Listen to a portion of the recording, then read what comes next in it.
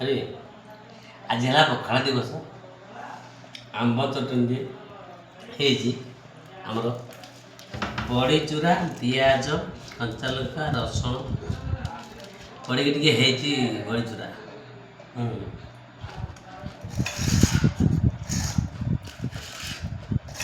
Variety ଶାଗ, ଆଟିକା ବୁଢ଼ୀ, ଗାଲ ବୁଢ଼ୀ, ଖୁସୁଳା, ଖଡ଼ା, ସବୁ ପ୍ରକାର ଶାଗ ମୁଁ ନିଜେ ତୋଳିକି ଆଣିଥିଲି ଆମ ଘରମଣି ଆମର ଲଗେଇଥିଲେ।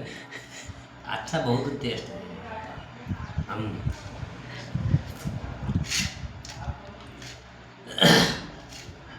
ବଜାରକୁ ଯାଇଥିଲି, ବନରାଜ କାଟିକି ଆଣିଲି 300 ଟଙ୍କାର।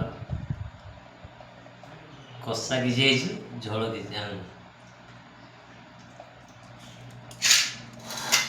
ଘରମଣି ଆମ ଆଚ୍ଛା ଲୋକ, ମୋ ଧନ।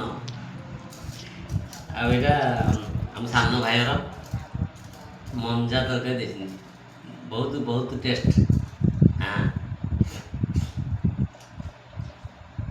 ମୋ ଧନ କେତେ ସୁନ୍ଦର